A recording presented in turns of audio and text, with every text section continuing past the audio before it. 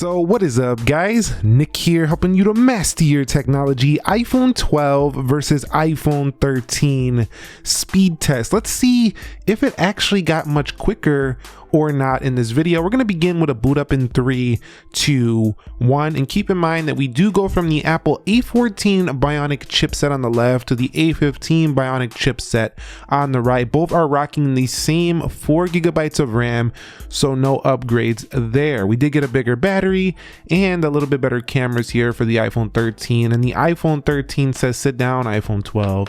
I'm going to boot up slightly faster than you, but is it worth the extra cash? We'll have to find out as we go further. All right, guys, so both of these are rocking Face ID. Let's see how they do compare here. And you can see they will unlock at the same exact time.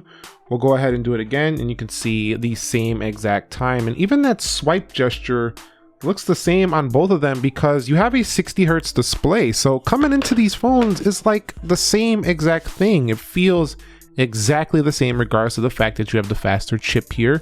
Face ID doesn't seem any more accurate or quicker in my experience. All right, guys, so we've arrived at the application test. You can see everything is closed out on the left. 4 GB of RAM, 4 GB of RAM over here, A15, A14. Let's go ahead and go into the clock. You can see about the same. Even the gesture on here feels quite similar just because they both have a 60 Hertz display. You can see the 13 maybe a little ahead there. We'll go to games on both, maybe the 12 on that one. We'll go into applications, and you can see iPhone 13 on that one. Clicking into Snapchat, you can see very similar on both. It doesn't really matter what you're doing on either phone day-to-day real-world use. What I've experienced has been, you know, a better color. Maybe I like the blue on the 13. You choose them based on the color. Maybe you skipped out the 12, for example. You're getting a different notch, bigger battery, better cameras.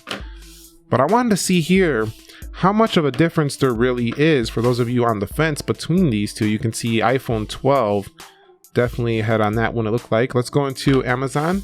You can see Amazon first here, maybe on the iPhone 13. We'll go into eBay, and you can see eBay a little bit snappier there on the right. And we'll have to see if this changes in the future, like if the 12 starts to get a little slower throughout the years, but I doubt it because these chips are so powerful these days. Let's go into Starbucks, and you can see getting ready for the holidays. It looks like we have coffee around the same time. Let's go into Groupon. You can see Groupon first here for the right, which will be the iPhone 13. We'll go into ESPN, and you can see ESPN will fire up here first. Looks like on the right, we'll go to scores and the iPhone 12. Again, day-to-day tasks, you're not seeing as big of gains as we used to see, like on older phones when they would upgrade. Now, doesn't seem that much. I think really the big gain this year was the ProMotion displays that came in the iPhone 13 Pro models. You can see right there, 13 says, shut up, Nick, I'm going to show you. I'm a little more powerful when it comes to the gaming elements. And that is true. You know, every year you're going to get a little bit of a boost. Oh, I missed that one on Temple Run. You're going to get a little bit of boost on the gaming section. And you can see iPhone 13 ahead there. We'll go ahead and play. Give me my coins. Let's go into play, and we'll see which one can play first. Well, you know, I've been playing this game since Galaxy S2. This is a really old school game, so it doesn't really require much, but it's casual and it's fun. We'll go into Mortal Kombat and see which one could load this up first. You know, you are going to get more power in the 13. Technically, you're going to get it here in the gaming, but it's not making enough difference to justify that. So if you're seeing the A15 and you're like, they're saying like, wow, this chip is so fast. It is fast, but it's not like last year's wasn't either. Now, I'm not saying go get this if you already, you know, are just about to buy a new phone. Just get the 13, skip this one out if it's the same price or around there. But if you have the 12, you probably want to wait, definitely. As you can see, 13 does win out Mortal Kombat. Let's go into Crossy Road here and see how Crossy Road opens up. Again, a casual game. I like to throw in casual games because, you know, a lot of times I play these games, so I'm just throwing in some of the games I like to play, you know, I'm just trying to pass some quick time. We'll go into Geekbench 5, and you'll see pretty close. We'll go into 3D Mark, and again, very close. Sometimes my eye looks the other way, and it's so snappy on both that I miss which one it was. So let me know which one won out 3D Mark. We'll go into iMovie, and you'll see, looks like the 13 to me. We'll go ahead and close that out. We'll go into LumaFusion now. and you could see LumaFusion there first on the right. So I seen just a hair quicker feel and stuff that was a little more powerful. Like, you know, even the video editing app seemed to open just a slightly quicker on the 13, and the games on the 13. So you already could tell just in this little speed test, when you're really going to push it, the 13 will be more powerful. But again, both of these are very snappy, and both will destroy most Android phones that compete in this segment in terms of overall CPU prowess. So both very quick, very impressive. All right, so let's go back through the applications to see if we get any reloads on either. Now, I did add a movie and iMovie before running this test, but it's no big deal. I didn't close any of the other applications. You can see holding just fine. The games do have to pause because you're like in the middle of gameplay and then you just closed it out. So that one seemed to restart the dead trigger. We'll go into news. ESPN, Groupon is good, Starbucks is good, Best Buy reloads here. And this is one thing I will tell you about just iPhones in general, like especially the 4GB of RAM. If you have a lot open, things will start to reload on these. This is why I say in my reviews, I hope Apple starts putting 6GB of RAM in even the entry level, because as we use our phones more and more, this diminishes the overall experience by a hair, not by a lot, but still enough to make it not feel like the top level phone. Now let's see if the iPhone 13 can shut me up and tell me it'll hold all these applications no problem with the same amount of RAM at 4GB, and it looks like that trigger did the same thing. Apple News, we'll go into ESPN, Groupon, Starbucks, and a reload there. We'll go into eBay, and sometimes the apps pause. It seems to reload too.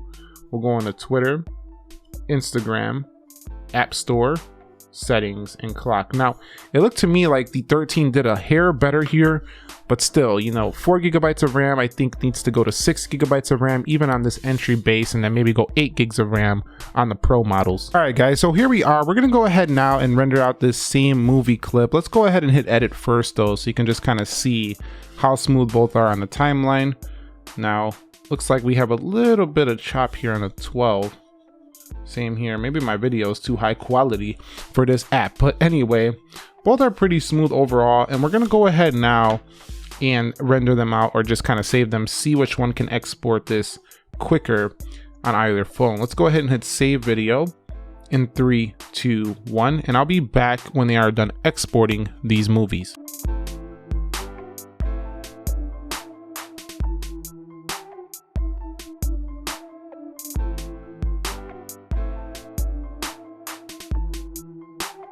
Okay, so the iPhone 13 actually finished this first. It was not by much, but I would expect as it gets longer, as we get into a longer clip, this was only a 4-minute video, it would expand its lead. So if you're gonna really push it there to the limits, the 13 will definitely take down that iPhone 12, but are you buying this to push it to the limits? That's what the decision you have to make down below. And then definitely if you are, then it's a real good reason to pick up the 13 in terms of performance. But keep in mind, every year it gets faster. So next year the 14 will be faster. If you have the 12 and you wait it out, it'll likely outperform this phone right here. If Apple shocks the world and maybe brings an M series chip, I don't know if they'll do that to the iPhone, it'll blow the doors off these phones more than likely, because you know how they do. Every time they get a new phone, they are gonna make it even faster than the last. So I'll be back when Geekbench 5 is done and we'll get the actual benchmark results. And look at these scores. Do you see like how much not farther ahead the 13 is here? 1746 versus 1597, 4652 versus 4010. It's not like leaps and bounds ahead in performance, and you've seen it not only here in the benchmarks, you've seen it in the iMovie render where it was only a little bit ahead, and you also seen it in the regular application speed, it was only a little bit ahead. So what is the overall conclusion here? Well, if you want the 13, I would say you better want it more on the elements of the diagonal cameras with the cinematic video, the improved battery life here, or you just skipped out the iPhone 12 and you just waited it out and now you're ready. Then it's a great decision. But if you bought the iPhone 12, I'd say stay put. You're definitely going to be disappointed because there's not going to be a major feel of a change here if you go to this phone. I would say you'll feel way more of a change if you go to the 13 Pro series from the iPhone 12. If not, I would say stick it out to the 14, but that's just my take. You can do whatever you want.